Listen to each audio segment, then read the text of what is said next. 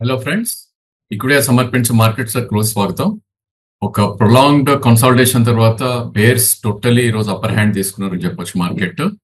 So వాళ్ళ intense ఎంత ఉంది అంటే కనుక ప్రీవియస్ స్వింగ్ లో ఏదైతే ఉందో ఆల్మోస్ట్ అక్కడ దాకా తీసుకొచ్చారు. సో ఈ రోజు మార్కెట్ మనకి ఒక 50 పాయింట్స్ గ్యాప్ అప్ పోయినప్పటికీ ఓపెన్ అండ్ హై అదే ఉంది.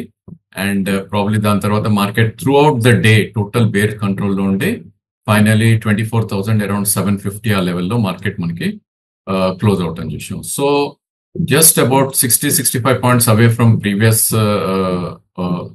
స్వింగ్ లో అని చెప్పుకోవచ్చు. సో ప్రీవియస్లీ ఇది 7th అక్టోబర్ రోజు 24,694 రావటం చూసాం. ఈ రోజు లో 24,728. సో ఇక్కడ నుంచి మార్కెట్ కిందకి వెళ్తుందా లేకపోతే బ్రేక్ డౌన్ వస్తుందా అనేది నెక్స్ట్ కపుల్ ఆఫ్ డేస్ లో మనకు తెలుస్తుంది. ఎందుకంటే ఒకసారి 24,694 కింద 1 or 2 days క్లోజ్ అయింది అంటే కనుక ప్రాబ్లీ 24,472 ఏదైతే 100-day మూవింగ్ యావరేజ్ ఉందో అది ఒక సపోర్ట్ అవుతుంది. అంటే ఒక 3 to 400 పాయింట్స్ పడే ఛాన్సెస్ ఉంటుంది. ఒకవేళ అది కూడా వైలేట్ అయింది అనుకుంటే కనుక మేబీ 24,099 ఏదైతే 3 months లో ఉందో, ఇన్ఫాక్ట్ లాస్ట్ మంత్ లో ఉందో అక్కడ దాకా వచ్చే ఛాన్సెస్ మనకు కనిపిస్తుంది. So all in all upper side మనకి క్యాప్ అవటం చూస్తున్నాం. ఇన్ని రోజులు మనం 25,200 అనుకుంది కాస్త ఇప్పుడు 24,920లో ఒక రెసిస్టెన్స్ అనేది మనకు కనపడుతుంది చార్ట్స్ పరంగా. అండ్ దాని తర్వాత 25,180 ఏదైతే 20-day మూవింగ్ యావరేజ్ ఉందో అది ఒక క్లియర్ రెసిస్టెన్స్ గా మనం ఇప్పుడు చెప్పుకుంటాం. సో ఈ రోజు మనకు చూస్తే కనుక టోటలీ బేర్స్ కంట్రోల్లో ఉంది. ఐ థింక్ మెయిన్ రీజన్ ఏంటి అంటే కనుక బజాజ్ ఆటో అని చెప్పుకోవాలి. So auto stock as a space మొత్తం కూడా కంప్లీట్లీ బ్లీడ్ అవుట్ అని చూసాం మనం. So Bajaj auto almost 13% crack అయింది. 10,090 అరౌండ్ క్లోజ్ అవుట్ అని చూసాం బజాజ్ ఆటోలో. అండ్ ఈ స్టాక్ మనం చార్ట్స్ లోకి వెళ్ళి చూస్తే కనుక ప్రాబ్లీ ఐ థింక్ ఇది ఆల్మోస్ట్ 6 weeks తీసుకుంది. 9,300 నుంచి 12,800 పెరటాకి. బట్ 12,800 నుంచి ప్రాబ్లీ 10,900 అంటే క్లోజ్ టు 55-60% రిట్రేస్ అవటానికి ఆల్మోస్ట్ 1.5-2 days లోనే కిందకి రావటం చూసాం. ఇన్ఫాక్ట్ ఈ రోజే 13% పడుతుంది చూసాం. సో ఇలాంటి మార్కెట్స్ లో మనం ఉన్నాం. గతంలో కూడా మనం అనుకున్నాం రిలయన్స్ ఎప్పుడైతే 32 నుంచి 29 కి క్రాక్ అయిందో సో ఇంకా వీక్నెస్ ఉండే ఛాన్స్ ఉంది అని. సో బజాజ్ ఆటో ఎలా పేర్ చేస్తుంది అనేది మనం చూడాలి. బట్ డెఫినెట్లీ ప్రాబ్లీ ఇంకొక 3 to 5% కరెక్షన్ అవుతే కనుక there is a great support. ఎందుకంటే 9350 అనేది 200-day మూవింగ్ యావరేజ్. సో ఒక 600 రూపీస్ పడితే కనుక వెరీ ఇంట్రెస్టింగ్ బై అవుతుంది. సో దాన్ని వాచ్ లిస్ట్ లో పెట్టుకోమని సజెస్ట్ చేస్తాను. దాని spill over effect probably M&M కానీ, హీరో మోటార్ కానీ, టాటా మోటార్స్ లేదంటే ఐషర్ మోటార్స్ ఇవన్నీ కూడా వీక్ గా ట్రేడ్ అవుతుంది.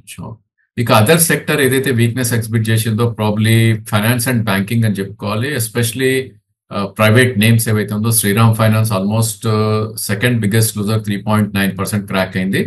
దాని స్పిల్ ఓవర్ ఎఫెక్ట్ మనకి most of the private names ఏవైతే ఉన్నాయో స్టాక్స్ లైక్ యాక్సిస్ బ్యాంక్ కానీ, HDFC బ్యాంక్ కానీ, ఏదైతే నిఫ్టీ కాంపోనెంట్స్ ఉన్నాయో ICICI బ్యాంక్ ఇవన్నీ కూడా కొద్దిగా వీక్ గా ట్రేడ్ అవుట్ చేసాం.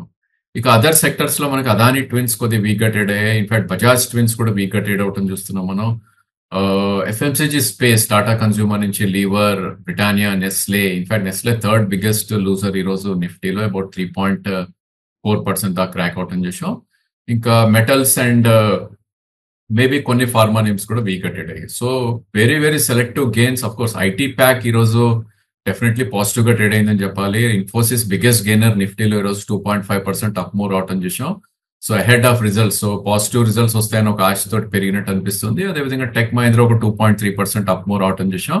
అండ్ TCS స్వల్పంగా పెరగటం చూసాం. ఇంకా అదర్ స్టాక్స్ ఏవైతే ఉన్నాయో very few names like power grid కానీ, L&T కానీ, SBI in fact out of the blue probably ఒక ఇంటర్మీడియట్ రెసిస్టెన్స్ పాయింట్ ఏదైతే 808 ఉందో దానిపైన ఈ రోజు క్లోజ్ అవటం చూసాం. అండ్ ఆఫ్ కోర్స్ మన బిగ్ డాడీ రిలయన్స్ కూడా స్వల్పంగా 0.17% ఈ రోజు గెయిన్ అవటం చూసాం. ఇక బ్యాంక్ నిఫ్టీ విషయానికి వస్తే కనుక గత 5-6 days గా ఏదైతే ఒక స్ట్రెంగ్త్ ఎగ్జిబిట్ చేసింది అనుకున్నాం ఈ రోజు totally fizzle out and give up చేసేసింది మనకి. So 100-day moving average near by రావటం చూస్తున్నాం 51,056. ఈ రోజు క్లోజింగ్ చూస్తే కనుక 51,250. సో బ్యాంక్ నిఫ్టీ ఈ స్టేజ్ లో అయితే డెఫినెట్లీ వీక్ అనిపిస్తుంది. ఇంకా కిందకి వెళ్ళే ఛాన్సెస్ ఉంటుంది. ఒకసారి 51,056 వైలేట్ అయి దాని కింద క్లోజ్ అవుతాయి కనుక మొన్నటి స్వింగ్ లో అంటే 7th అక్టోబర్ రోజు అయితే స్వింగ్ లో ఉందో 50,194 దాకా కూడా వెళ్ళే ఛాన్సెస్ ఉంటుంది. సో రేంజ్ అనేది పెరుగుతుంది, కొద్దిగా వైడ్ గా ఉంటుంది. Support zone and demand resistance zone కూడా అప్రమత్తంగా ఉండాల్సిన టైం ఇది. అండ్ అప్పర్ సైడ్ మనకి చూస్తే కనుక ఇప్పుడే అనుకున్నట్టు 51,883 అనేది ఒక క్లియర్ రెసిస్టెన్స్ ఉంటుంది, which is 20-day moving average. దాని తర్వాత మొన్నటి స్వింగ్ హై ఏదైతే ఉందో 52,200 ఆ లెవెల్లో రెసిస్టెన్స్ అనేది మనకు కనపడుతుంది. సో సోల్ గెయినర్ ఈరోజు స్టేట్ బ్యాంక్ గా చెప్పుకోవచ్చు, అబౌట్ 0.69% పెరిగిన. And biggest loser PNB 2.46% cutout అని చేసాం. ఇంకా ప్రైవేట్ నేమ్స్ ఏవైతే ఇందాక అనుకున్నాం, యాక్సిస్, హెచ్డిఎఫ్సి, ఏయూ, ఐడిఎఫ్సి, ఇవన్నీ కూడా వీక్ గా ట్రేడ్ అవుట్ అని చేసాం. అండ్ ఈవెన్ పిఎస్యూ నేమ్స్ కూడా స్పేర్ చేయలేదు. Canara bank and bank of Baroda around 1% నుంచి 2% మధ్యలో క్రాక్ అవుట్ అని చూసాం. ఇక ఎఫ్ఎండో స్పేస్ లోకి మనం వెళ్ళి చూస్తే కనుక వెరీ ఫ్యూ గెయినర్స్, మనం ఓన్లీ కౌంట్ చేయొచ్చు, మేబీ 10-12 స్టాక్స్ గెయిన్స్ లో ఉన్నాయి ఈ రోజు. మిగతా అన్ని కూడా రెడ్ గా క్లోజ్ అయ్యాయి, what ever the percentage term. So biggest gainer is emphasis 6.7% పెరగటం చేసాం. మేబీ సమ్ ఇన్స్టిట్యూషన్ బయింగ్ అయి ఉండొచ్చు, లేదంటే బెటర్ దాన్ ఎక్స్పెక్టెడ్ రిజల్ట్స్ ఏమన్నా అయి ఉండొచ్చు. రీజన్ అయినప్పటికీ ఒక మంచి వాల్యూమ్ తోటి కూడా పెరిగింది స్టాక్. 53 lakhs వాల్యూమ్ జరిగింది. దీనిలో యావరేజ్ 5 to 6 lakhs అయ్యే టైప్ స్టాక్ ఇది.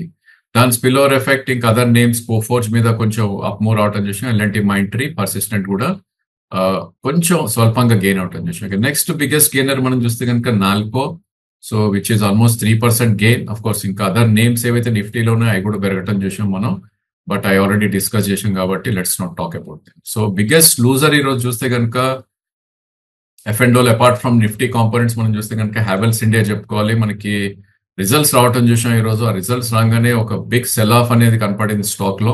సో ఇప్పుడు ఏమవుతుందంటే బెటర్ దాన్ ఎక్స్పెక్టెడ్ రిజల్ట్స్ వచ్చినా కూడా ఆల్రెడీ ప్రైజ్ ఇన్ ఉంది కాబట్టి ప్రాఫిట్ టేకింగ్ చాలా హెవీగా వస్తుంది.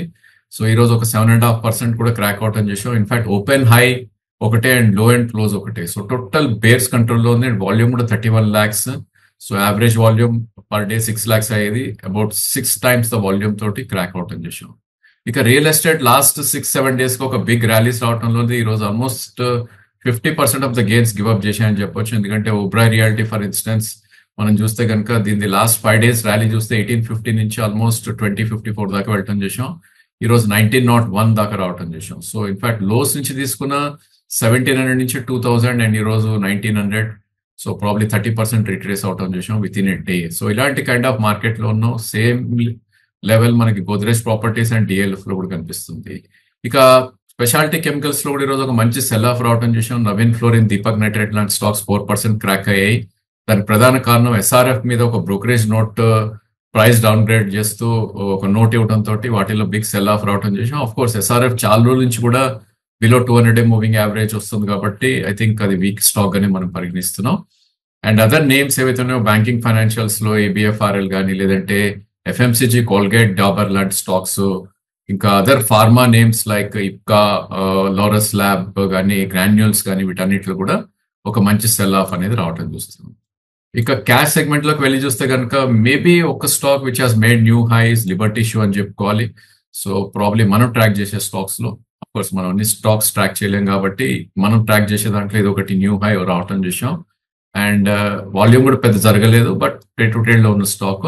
ఇంకా అదర్ నేమ్స్ ఏవైతే ఉన్నాయో డికాల్ కానీ, హెచ్ఈజీ కానీ, head of split or bonus ఏదో ఉంది, లేటెంట్ వ్యూ కానీ, టిటనార్ వ్యాగన్ కానీ, సోలారా ఇంటర్నేషనల్, లేదంటే జ్యోతి సిఎన్సి, సీక్వెన్స్ సైంటిఫిక్, ఇవన్నీ కూడా బిట్వీన్ 2 to 4% దాకా పెరగటం చేసాం. ఇక బిగ్గెస్ట్ క్రాక్ ఈ రోజు అగైన్ ఇక్కడ కూడా రియాలిటీ స్పేస్, శోభా లాంటి స్టాక్స్ ఒక మంచి కరెక్షన్ గురవటం చేసాం.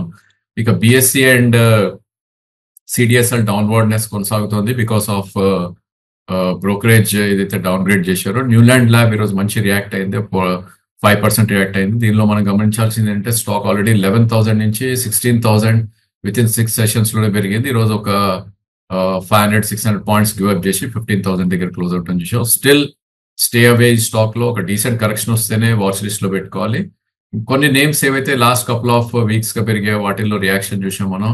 సో ఏజీఏ గ్రీన్ ప్యాక్ కానీ, జేపీ పవర్ కానీ, నెట్వర్క్ 18 ఇన్ఫాక్ట్ నిన్ననే ఒక మంచి అప్మూవ్ రావటం చూసాం. ఇంకా అదర్ నేమ్స్ లైక్ మోరపాన్ ల్యాబ్స్ కానీ, గోల్డియామ్, ఇవన్నీ కూడా లాస్ట్ కపుల్ ఆఫ్ వీక్స్ గా పెరుగుతున్న స్టాక్. ఇన్ఫాక్ట్ ఒకార్డ్ కూడా ఈ రోజు ఒక 5% క్లోజ్ టు రియాక్ట్ అవటం చేసాం. సో ఈ స్టాక్ ని వాచ్ లిస్ట్ లో పెట్టాలి, ఎందుకంటే గ్యాప్స్ ఏదైతే క్రియేట్ అయిందో ప్రాబ్లీ ఆ gap will act as a great support. So 981 is a good support, 1050 on the stock current market price. Maybe ఇది స్టాక్ టు వాచ్ లో కూడా తీసుకోవచ్చు మనం. 1009 ఏదైతే 20-day మూవింగ్ యావరేజ్ ఉందో that will act as a great support. So 1009 నుంచి 981 మధ్యలో definitely accumulate చేయొచ్చు. ఇన్ఫాక్ట్ ఎవరైనా రిస్క్ తీసుకోవాలి అనుకుంటే కనుక ఒక 20% ఆఫ్ ద స్టాక్ ఇక్కడే one should try to buy. So Wockhardt is a buy లాగా మనం చెప్పుకోవచ్చు. అండ్ అదర్ నేమ్స్ ఏవైతే ఉన్నాయో పాలిప్లెక్స్ కానీ హెచ్ఎఫ్సిఎల్ కానీ ప్రాబ్లీ కొద్దిగా హైలీ యూనో ఎక్కువ మూమెంటం ఉన్న స్టాక్స్ ఇవన్నీ కూడా కొద్దిగా సెల్ ఆఫ్ కి రావటం చూసాం. అండ్ మనం గమనించేది ఇక్కడ ఏంటంటే రిటైల్ ఎక్కడైతే ఎక్కువ యాక్టివ్ ఉందో అండ్ ప్రాబ్లీ మీడియాలో అంటే టీవీ ఛానల్స్ లో వాట్ ఎవర్ ఛానల్స్ లో ఎక్కువ క్వశ్చన్స్ వస్తాయి, వాటిల్లోనే వీక్నెస్ అనేది కొద్దిగా ఎక్కువ కొనసాగుతుంది. సో రిటైల్ స్పేస్ లో ఉన్న స్టాక్స్ కొద్ది సెల్ ఆఫ్ కి గురవుతుంటే రిటైల్ ఇన్వెస్టర్స్ కొంచెం వరి అవ్వాల్సిన టైం ఇది. Anyway I think result season కొనసాగుతుంది కాబట్టి ప్రాబ్లీ మన స్టాక్స్ ఏవైతే ఉన్నాయో వాటిని డెఫినెట్లీ వాచ్ లిస్ట్ లో పెట్టుకొని రిజల్ట్స్ ఎక్కడైతే బాగా రాలేదో అండ్ ప్రాబ్లీ స్టాక్ ప్రైస్ ఇంకెక్కువ పెరగదు ఆర్ ఆల్రెడీ పెరిగింది అనుకున్న స్టాక్స్ నుంచి షిఫ్ట్ అయ్యి maybe better than expected results ఇచ్చిన స్టాక్స్ లో మూవ్ అవుతే దట్స్ ఎ గుడ్ ఐడియా అని మా ఉద్దేశం. So that's all for today. Thank you for watching the video.